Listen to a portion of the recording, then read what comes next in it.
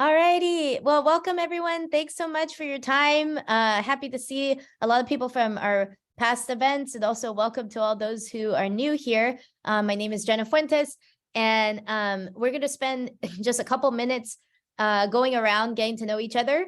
Then we'll dive in today and talk about some pretty interesting topics, two of them, global education as well as Spanish-speaking Latin America, but this can mean this could be the US, this could be Spain, Europe, of course, any other countries that speak Spanish. My name is Jenna and I'm based in Los Angeles. My story, which you'll also see in the mirror board as we jump in, and it'll be quite interactive. We want these sessions to be as interactive as possible because we can really learn a lot from each other. I've worked in higher education for over 10 years. I worked at UC Irvine and in orientation, housing, academic advising, teaching. And I also worked at a small private college where my students were from low-income backgrounds. Majority were Latino, African-American. Some of my students were formerly incarcerated. Some were homeless, even single parents. It was very fulfilling. And I worked in career advising where I was guiding them to help them find jobs. But I also was the liaison where I was connecting companies with the college.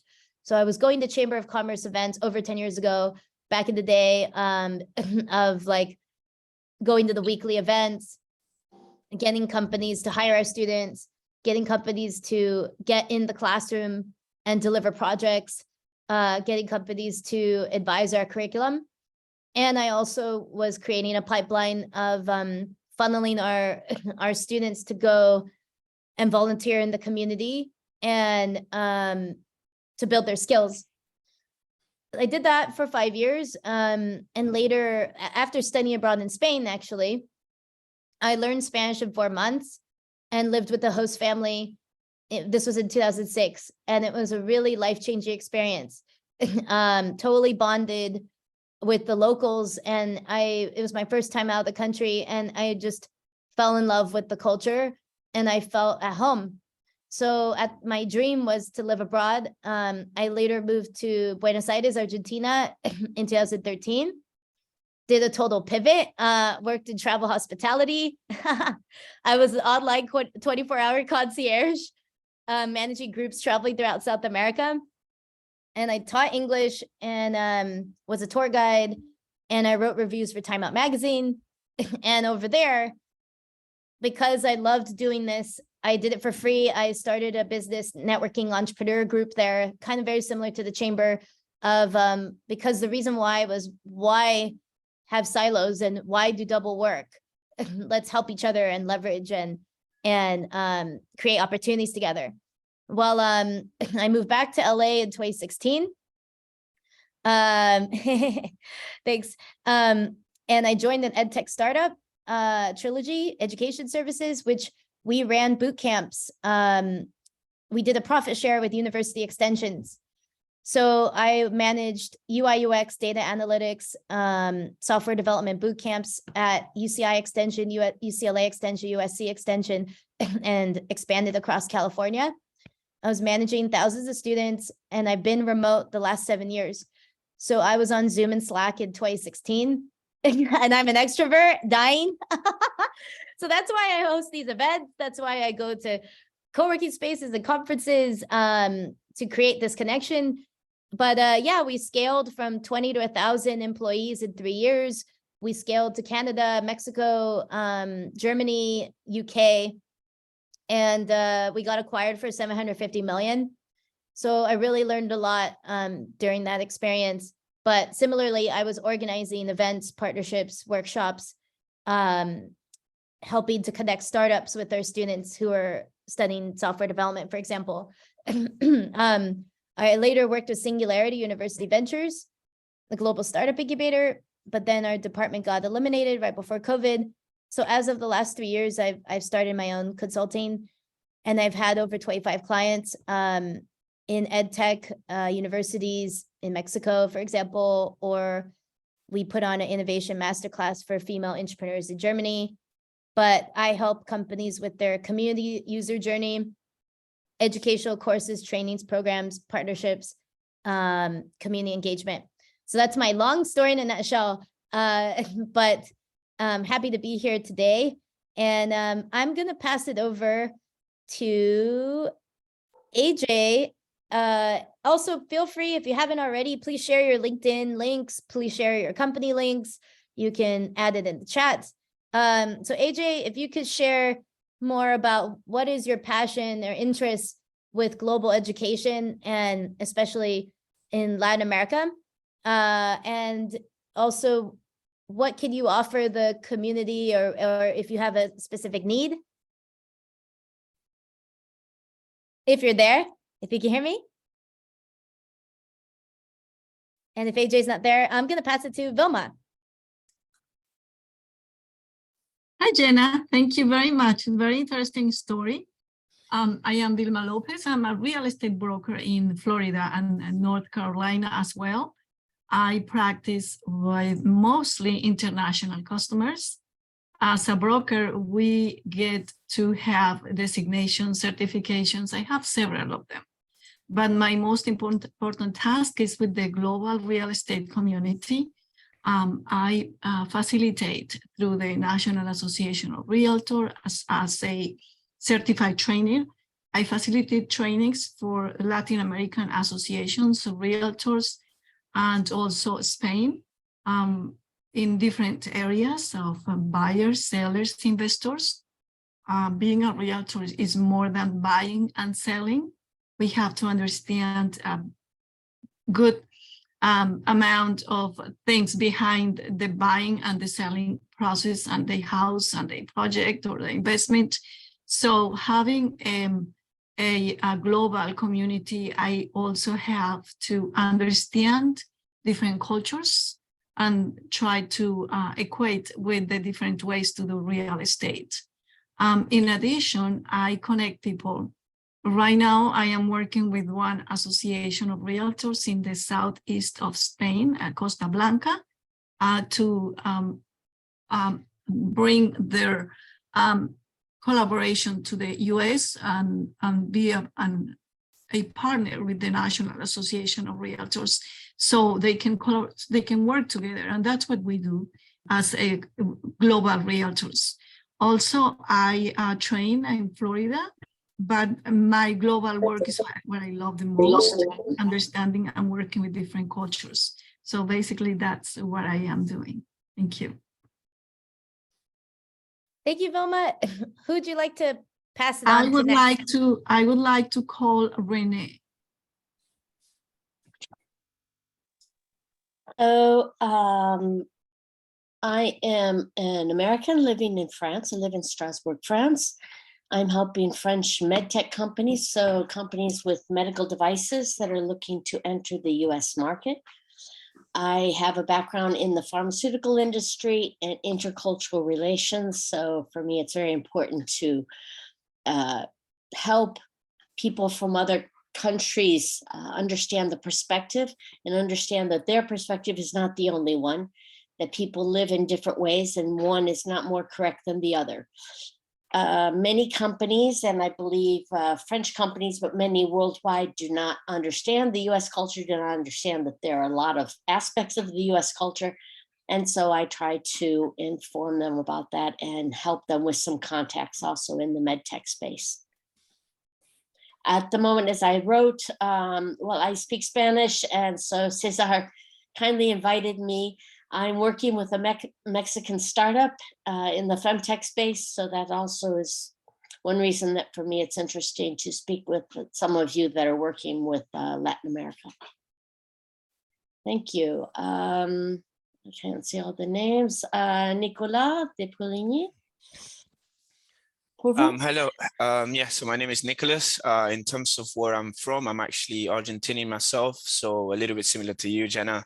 I was in Argentina for 12 years, in Uruguay for 1 year as well.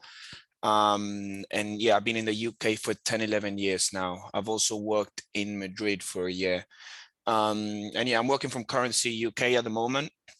In terms of what we do, we help companies, mainly SMEs, that transfer money abroad to be able to do it at better rates, as banks usually tend to charge favorable rates only for the people or companies that tend to do sums which are a lot bigger. So we partner up with SMEs. I'm in the corporate side, but we also do individuals as well. But what we do is all based, with providing better rates and saving money when transferring abroad. We do work with some companies in Latin America. I'm not sure if you guys know Cofuturo. So basically with Cofuturo is one of our good clients.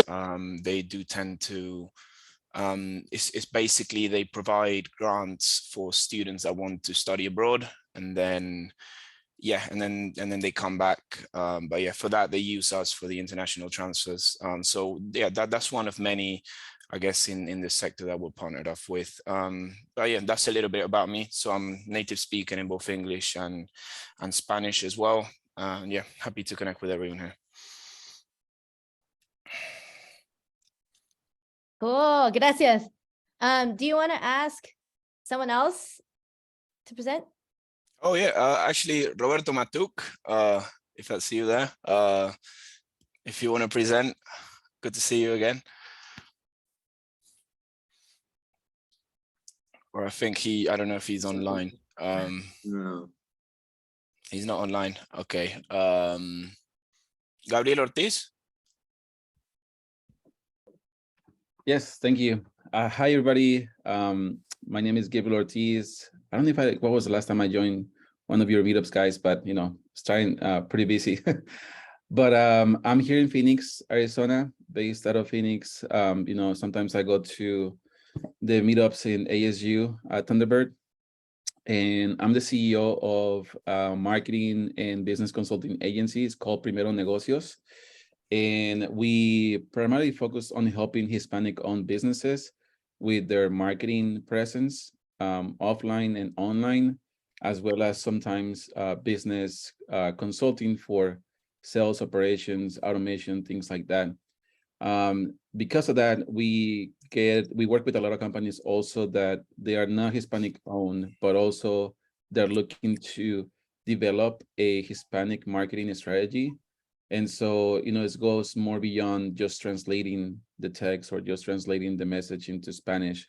And so we help a lot of companies to target the Hispanic market in their language and also in English. And, we have sometimes projects that don't have to do anything with the Hispanic market. They just come to us to help them with their marketing because, we're certified with Google, we're certified with Facebook and all these platforms. So we're experts on that area. I'm also the marketing director of a dental company here in Phoenix that is expanding, and it's also expanding to Texas. And so I run everything as far as their marketing strategy. We do everything: TV, print, newspaper, radio, digital. We have everything digital in-house. And I also have call center operations down in Hermosillo. And so we offer call center services to companies for bilingual agents, English and Spanish. Currently, we have about 55 employees. And so, it all varies from graphic designers, web developers to call center agents. Really excited to be here, connect with you guys, however I can help you. I like to stay busy, so there's a lot of other things I can add to the stuff that I do. One of them is, just as a quick last note before I pass the ball to somebody else, if you remember COVID, the government passed, or the US government passed the CARES Act, which is funding to help the small businesses in all the cities across the US. And so here in the Phoenix metro area, every single city received funding from the federal government for the CARES Act. So each city has its own funds, and basically how that looks like is, they were getting advisors in different areas of the business and providing small businesses free one-on-one consulting or work with these advisors. And it ranges all from legal advice to accounting to web development, graphic design, social media marketing, all that kind of stuff, And so because of that, I have had the privilege to work as a main advisor for most of the cities here in the metro area. And so I'm an advisor for anything that has to do with online marketing with the city of Phoenix, city of Mesa, city of Gilbert. So almost all the cities surrounding the area, and so helping business owners with their business, basically. And so that program, 2 years later, still going strong, and the cities keep renewing their funding. So that's something that if you're part of a city here, or if you're based in the US and you have like a main metro city, definitely I recommend you to reach out to the city that you're based off and ask them about their CARES Act and see how you can, or it's also the Small Business Technical Assistance Program, and maybe even get involved to make more connections at a local level. So glad to be here. And I will pass, sorry, I joined a little bit late, so if you already went to, maybe we can skip, but yeah, I will pass the call to Arthur. Good morning, thank you. My name is Arturo Samarripa. I am based in Guanajuato, right in the middle of the country. I am the ED for this chapter. I am also a professor, university professor. I have worked in teaching all levels from first grade to elderly people. I finished my master's in applied linguistics, and I am starting a PhD now in also applied linguistics. So anything that's related to language, I love. It's my passion. I also focus myself in growing the chapter here in Guanajuato. We have a very strategic location because of the exit to continents on either side of the country. We have what's called the area of the Bajío, which is a strategic area for companies manufacturing automobiles, airplane parts. So we're growing the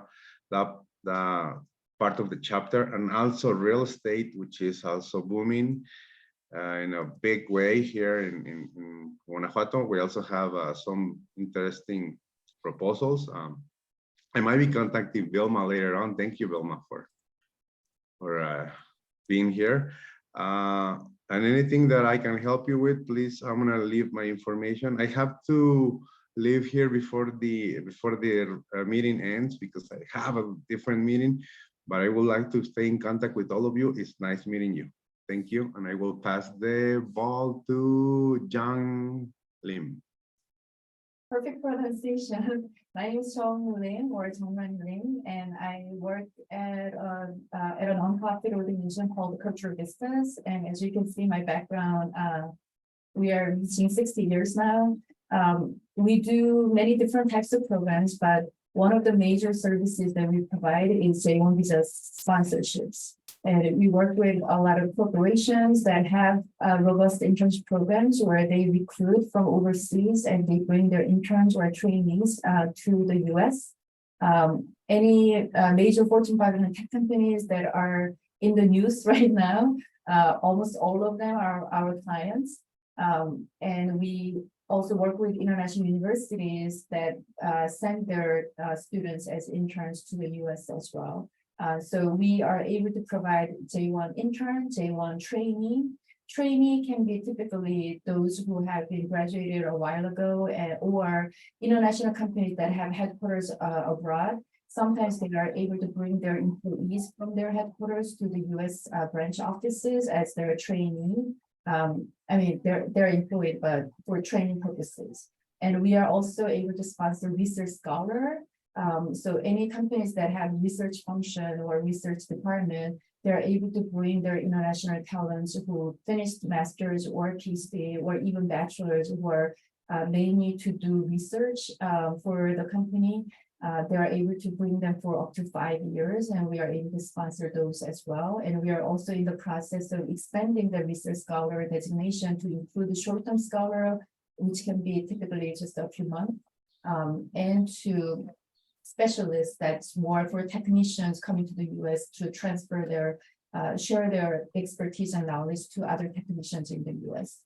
So we are doing all of that and also have other government funded programs where we actually place interns with corporations in the US. In terms of Latin America, for me, at my previous organization where I worked about 18 years, I had many programs with Mexican government, like federal level and state level. So that was like really fun. Sometimes it's an internship program, sometimes it's a seminar program for women empowerment. So I would love to connect with anybody who's interested, to explore some possibilities. Did we miss anyone? Yeah, raise your hand if you haven't presented yourself yet. Daniela? Hi, everybody. I'm Daniela Monroy. Can you hear me okay? Because I don't know if my Yes. Yes. Yeah. So I'm from Mexico. I live in Querétaro, but I actually work at Thunderbird School of Global Management in Phoenix. So I think I'm quite near Arturo. Hopefully we can meet one day soon. And so what we're doing, well, like I'm the director of Latin America for business development. And what we're trying to do right now is to spread the word of a beautiful education initiative, which is called 100 Million Learners, or in Spanish, it's 100 millones de aprendices. And it's an initiative that has no cost for the apprentice. And it's the first one is a boot camp of entrepreneurship. The second one is like an advanced module on how to make your company or your business global. And then the third one, which is the advanced module, is if you are already global and successful, how to remain successful, how to remain in business, like with all these new technologies. So basically everything is about the fourth industrial revolution that we're living in, and all these new technologies that we have to like include into our businesses and that. And well, with the support of Thunderbird School of Global Management and Arizona State University, so this is an initiative that has become reality, and we have it already in 40 languages. In 20 languages. It's going to be in 40 languages next year. And of course, we already have it in Spanish. So, I mean, I would love for you to, if you are interested or wherever, like I've left my profile there, I can leave my email as well. And if you would like to contact me, and I am going to contact you all as well. And hopefully if you're interested, that'll be amazing. I don't know if All right. else, Yes, Raquel. Hi, everyone. My name is Raquel Michelena. I'm the Director of Marketing and Operations in Weinstock Immigration Lawyers. I'm also a professor in Intech University. I'm originally from Dominican Republic and living in Atlanta, working in Atlanta too. So what we do in Weinstock Immigration Lawyers is that we unite families and we secure global talents for companies that want to bring talent from the outside. And we are a premier immigration law firm. We work with a lot of corporations with E5 visas, E3 visas, H1Bs, and also family immigration. If anyone knows anyone that's going through the process of coming to the US and living legally here.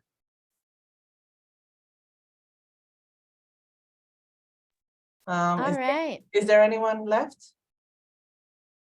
Yeah, who else? I suppose I can go. So it's great to see you, Jenna, and Cesar, thank you for inviting and putting together this platform. I know it was on, I don't know, when was it, a month ago or so with the Global Chamber Education. And it's great that now you're focusing on different regions. I am the senior director at Thunderbird in global partnership with my wonderful colleague Daniela, and we're, as she mentioned, we're here to, share and our 100 Million Learners program. And we've have partnership all over the world, several in Latin America. Government of Guanajuato was also our partner in trying to help promote and advance this program in Latin America. Quito Chamber of Commerce. So just want to share with the group, I know Daniela mentioned that we have different pathways translated in 40 languages, but a really key highlight of our program is to learners that graduate or complete or get a certificate from our advanced and graduate level have the opportunity to get 15 credits to come and study here at Thunderbird or take it, transfer credit to their local university. And there is scholarship for that. So it's an incredible educational opportunity for families and individuals that don't have the means for higher ed that can basically do this at no cost and get the support needed from a top university. In terms of Thunderbird, we're ranked #1 in the QS World Ranking, beating, above Harvard and Cambridge. And so we're really proud, but moreover, we are a school that want to support and help and be inclusive with individuals and communities around the world to help advance their careers, being able to give this access to quality education. So if you're interested, I'm unfortunately will have to go to a different meeting, but I know Daniela will be on, and we would love to connect with you and partner with you and try and basically get your support to help spread the word about this incredible program. Thank you. Awesome. Nice seeing you again. Shamnan presented at our last meeting. Anyone else? I'm not sure if Chris, if you spoke already, and Dr. Anshal. Hi. Hello, everyone. Hola. ¿Cómo estás? I'm hoping Hola. everybody is doing fine. Yeah, I'm Dr. Anshal Arora. Am I audible to all of you? So I'm International Director and a CEO in India for Youth Lab Colorado, USA. So we are providing online educational programs on entrepreneurship and innovation. And we are striving hard to make education system relevant for the youngsters early on and to make their mindset towards entrepreneurship early on. And by providing them business acumen and entrepreneurial skills to have their own startup as a CEO and founder. And they should scale their startups to the next level by connecting them with the incubator. I'm also director and advisor in INOP Global Chamber, and which is an accelerator. I'm also a professor of business and commerce here in University in Punjab, India. So thank you so much for being here today. And I really like to be in connection with everyone. We are also looking forward for having collaborations and partnerships with different organizations, schools and colleges and universities all across the globe. So providing experiential hands-on project-based learning is the main mission of my life. Thank you so much. Awesome. All right. Chris, I'm not sure if you're there. I think, did everybody present? AJ? Hi, how are you, Jenna? I think most of the talk was done from the Youth Lab and INOP, part of India mission. So I'm in Denver, Colorado, and also in Fort Collins and Greeley here. Can you hear me, Jenna? Okay. So our purpose is a two-way. We have a youth lab, which is a global roadmap, which Professor Anshal Arora from India. She's taking care of the entire landscape, entire India, as well as in Guatemala and other countries. She's working with and also connected with Innovation and Entrepreneurship Network to take a second step through the boot camp. But also we are doing a three-way work where we work with the other startup, other businesses, and also helping in terms of our incubator space. So we have a three-layer. One is education, which is basically learning about higher education, learning about also your career, learning also about how to start your business, and then basically coming to incubator and accelerator to take the business in next step. So this is a process between a youth lab and INOP. Youth lab is up to the stage of building a business. But if you have to incubate further to accelerate in the US market and around the world, we help from INOP Global. So we are pretty much, lifelong learning, both the platform is, but at the same time, we work in a collaboration and provide this in different countries as a platform. Very soon, it will be a franchise model, which we are working on a background to go to one city to another city, which will be a venture by individual entrepreneur. We will provide all the resources and everything to help out, and they can expand into their horizon. And this is what we started with. So we have an entire curriculum from high school to the college level, but these are all hands-on experiential learning as well as project-based learning. We don't do anything like typical university and colleges and high school teachers. We wanted them to be either in a workforce or become an entrepreneur. So either you work for somebody or work for yourself. These are two different educational model and support service we provide around the world. And we are looking for more partner. We are looking for more expanding into other countries and making sure that if somebody is very interested to take it further into their region, we are open to discuss, both me and my India partner, which is a Professor Aurora. We can club it together sometime to talk one-to-one or help out and build this. So thank you, Jenna, for taking this initiative. And I really appreciate every time to come to Global Chambers initiative, and especially your talk and your recorded talk. Also, I listen in the background. Thank you. All right. Well, glad to hear a little bit about each person's story. And I'm really curious to continue the conversation, not only today, but this is ongoing. So I'm gonna put in the chat. This link should work. Let me know if you're unable to access the board, but for the next few minutes, we're just, each of you shared a little bit about why are you here?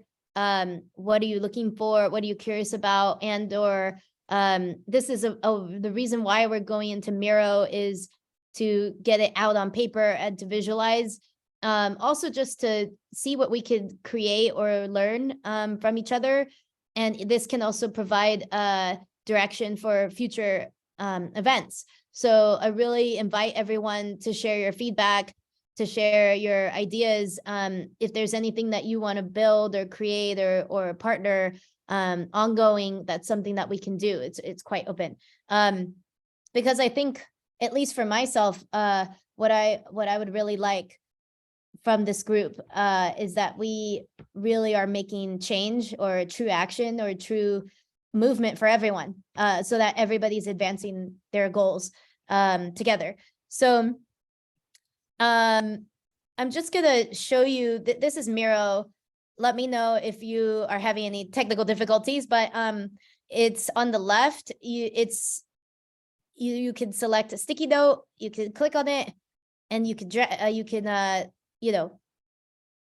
click on one, and then you could click another one here. So these are different post-it notes. You can also copy and paste as many as you'd like. You could, if you zoom in, you could zoom all the way out, and you can zoom all the way in, and you can type into these post-it notes. So these are just a few things. There's a lot of other functionality. You can, how many have used Miro? I guess, actually raise your hand if you used a digital whiteboard or any type of tool. It could be Jamboard, it could be Miro, Mural. Raise your hand, this is your first time? Okay, cool. Obviously, you could use this in the classroom. You can use this with polls. There's a lot of different things you can do. You could actually upload PowerPoint decks into this. You could download it. You can combine spreadsheets and add it in here. But the whole point is you could get 50 to 100 people on here and everyone is giving input. A lot of the times we just say things and then we forget it. So this was our workshop, I think from the fall, where it was just a general topic about global education, and people were sharing more about what were their interests. In our second session, we also were talking about specifically DEI and access. So what does it mean to access to high quality global education? So it was getting a little bit more narrow about the even socioeconomic challenges, for example, a region. And now we're specifically talking about Latin America. So I know that some of you have mentioned earlier today, but I can also type it in if you want to take notes, but you could also just type it in directly here. But so I'm curious, you all mentioned your relationships with Latin America, but what are your challenges? Which let's just go right here.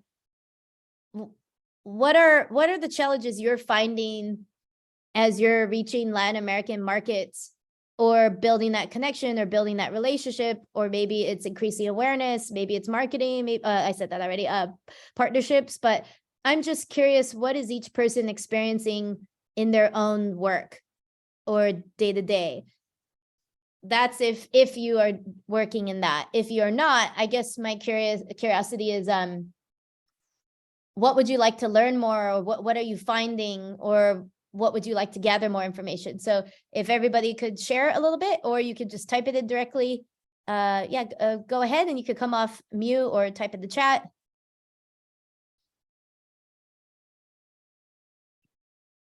Yes, Daniela? Yes, sorry, I was just trying to take off the mute of mine. Well, I mean, I think the main challenge that I have found in Latin America is, I mean, at least in our initiative, and I am guessing obviously in the way that you communicate with all the countries, is, you know, that there are many places that they don't have electricity. There are many places they don't have internet.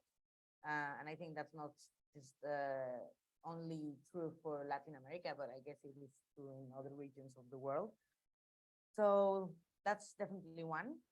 But I mean, on the other hand, and in the positive note, I have found the chambers of commerce extremely helpful. So, I mean, I guess what I'm trying to say is, like, maybe if you also have an initiative, or I think the chambers of commerce are very, very good way to get into the community. They help a lot. And yeah, so I think that's it. Yeah.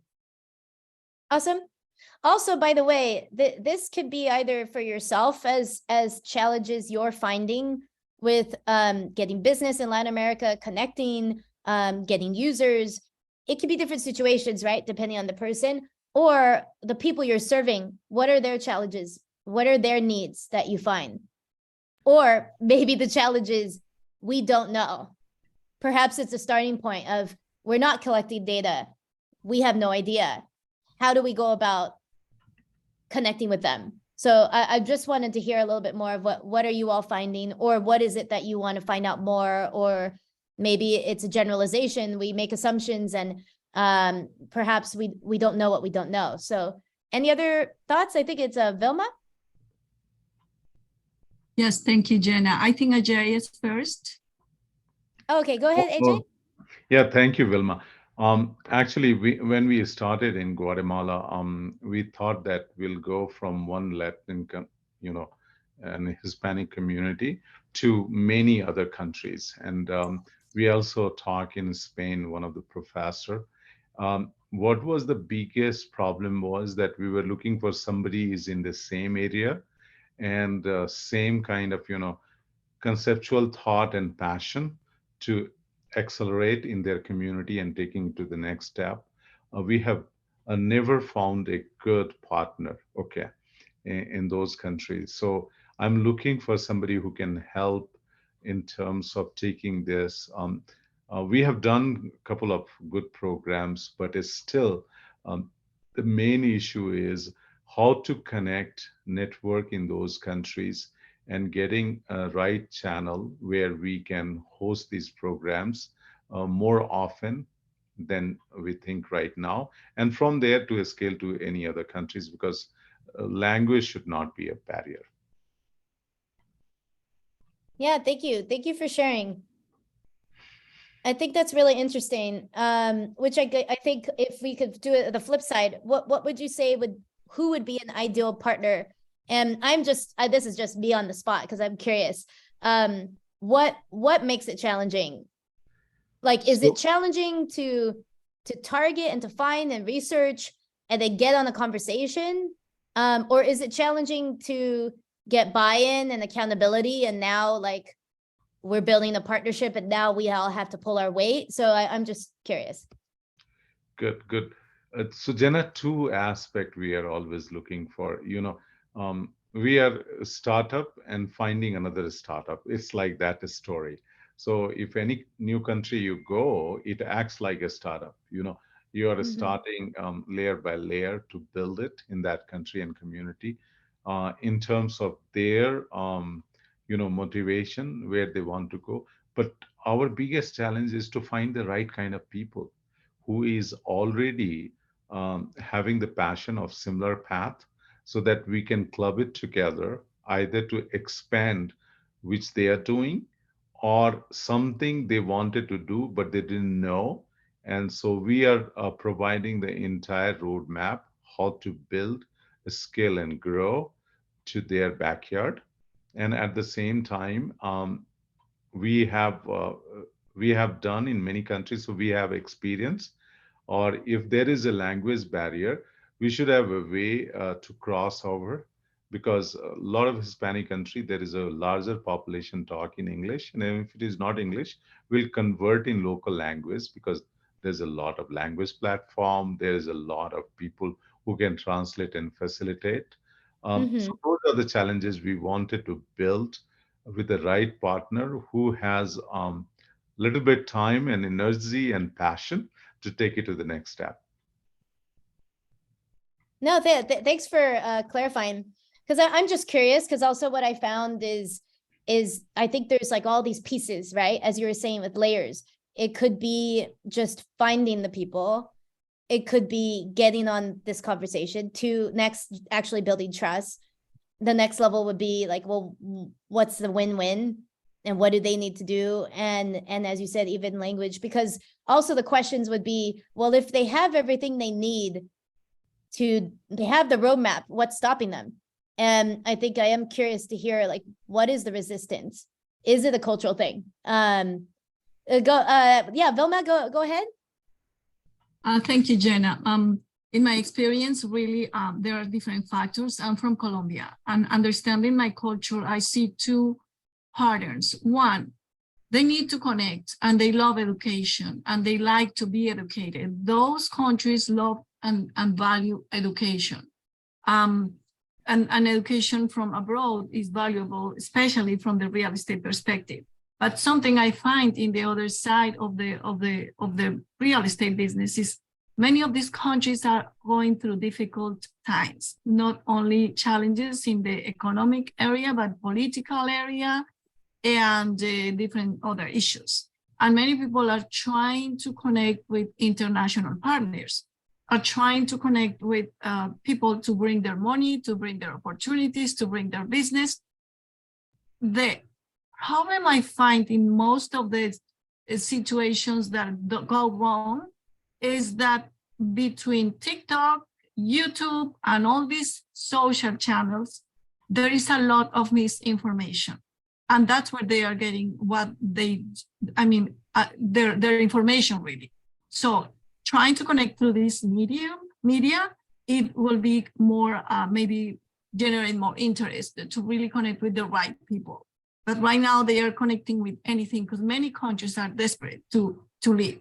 At least I talk for Colombia. People are really looking, many people from this country are looking to leave the country. Thank you. I see. No, thank you. And fui a Colombia a una boda en agosto. Fui a Medellín, me encantó.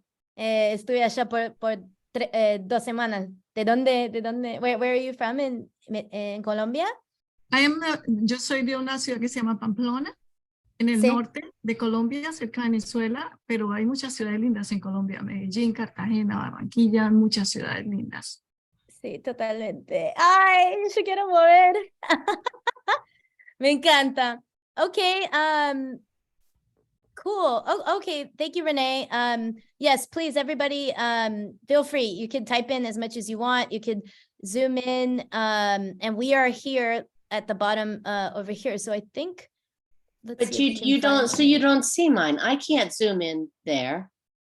Oh, okay. I wrote on a pink one on the link Okay. that you gave us, but I don't see it on your board.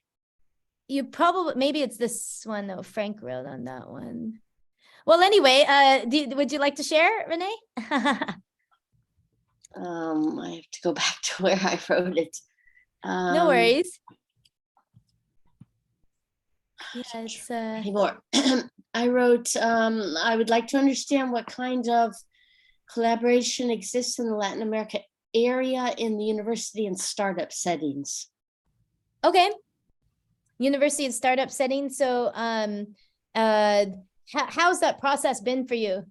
And how do you go about researching? Well, I'm totally new into it. I've not done it yet. So I'm just trying to figure out what's out there, what's happening. Sure. And this, by the way, if anyone has any tips about this, because this is the topic of prospects, how do you create a list to target? How do you, this goes with BizDev, right? Of how do you gather that data? Where do you go? What do you look for? How do you do your outreach? What technologies or tools are people using? If anyone has any tips, feel free, because this especially with outreach. But yeah, do we have other comments? Anyone else that wanted to share? Like their challenges, needs, or your partners' challenges or needs, or your customers, target customers that you're trying to reach? What are the challenges you're experiencing? For example, one of the problems is definitely the governments. I think there are, in many countries, governments are not very interested in education for everybody, you know. I guess like everybody's initiatives, or at least the people who have initiatives here, or you know, educational things to share. And we wish to maybe reduce the educational gap, but we are not finding that way. I mean, like, at least for us, we wish to get in, to get in touch with the people who hasn't have any education or any formal education. But the reality is that the people who are taking advantage of these courses, and it's perfectly fine, is people who already have education and who already have businesses, and it's okay. But you know, like, we're not getting into the others. And of course, sometimes it is because of the access to internet or electricity, but also because the governments are not being very helpful. That's another thing. I don't know. I mean, as AJ, I think, was saying, I'm not sure if I'm pronouncing your name correctly. I think in general, the poverty and the difficult economic and political situation of many countries in Latin America are not making people focus on education, because they have to focus, you know, I mean, in working for food. There's no health, you know, like just the basic stuff. So I think that's why it's quite hard. What I have found helpful, I mean, if it's a little bit of advice for you, and I hopefully it'll be helpful. It's smaller countries such as Ecuador, El Salvador, Uruguay, you know, and others such as Chile, for example, but they are like more educated. Also Costa Rica, for example, they have higher education, like they have better education the, all the people are more involved and they are more willing to learn more. So those are the ones that I have found are easier to reach and that people is open to getting into those programs. Awesome. Thank you. Gracias por compartir. ¿Alguien más quiere compartir? We're sharing what are our challenges reaching the markets, reaching these customers, finding partners, or what are our, if we have Latin American students, what are they experiencing, or Latin American institutions, what are their challenges? And anyone else of what you're experiencing, what you're noticing?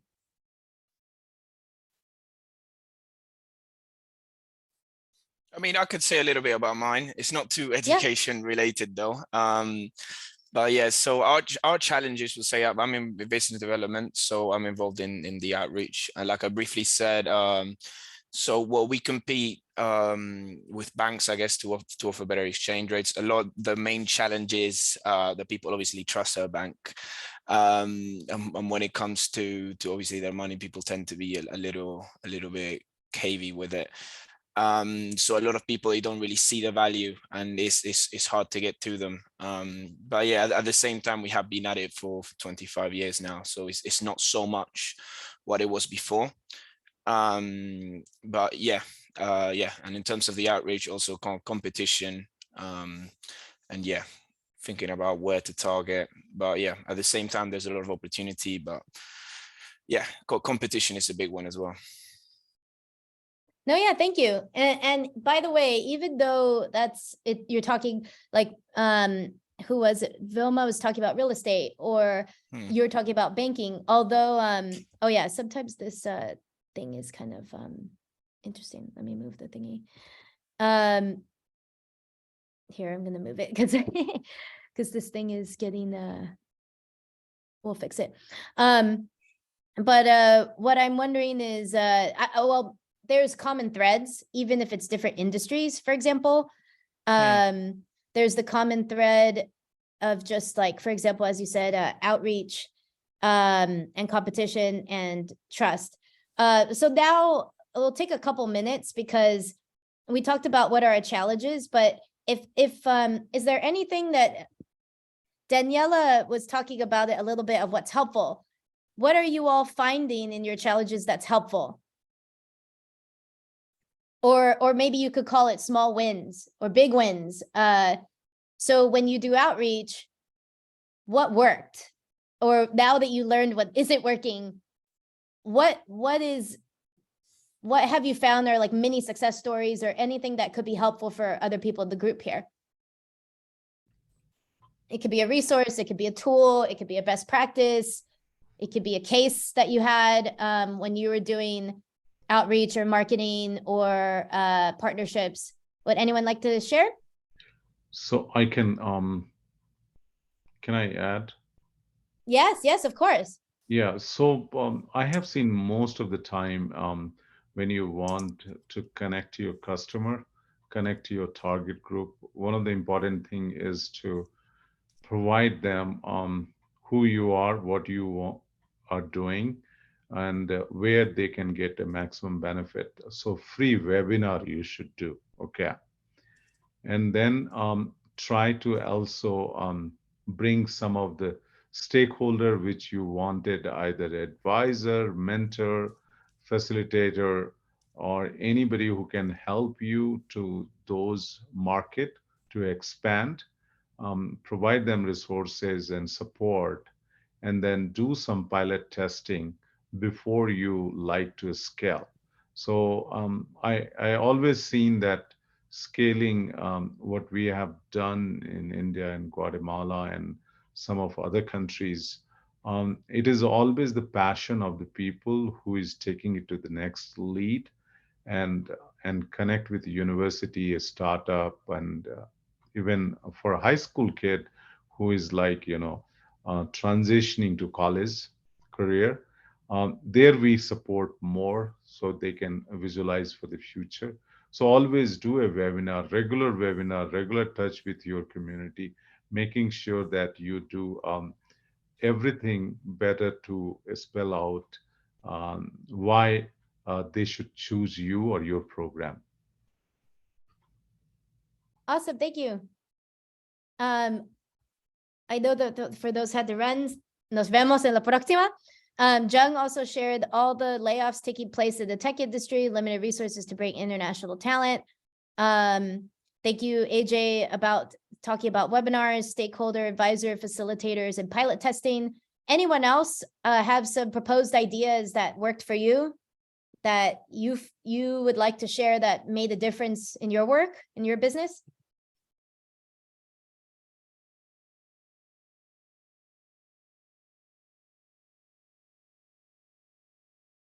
All right, just wanted to leave some space for that.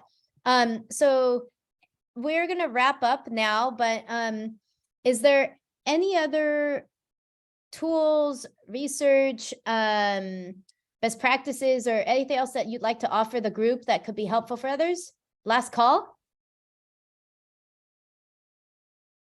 Okay, well, I think this is really interesting because this is just the beginning, right?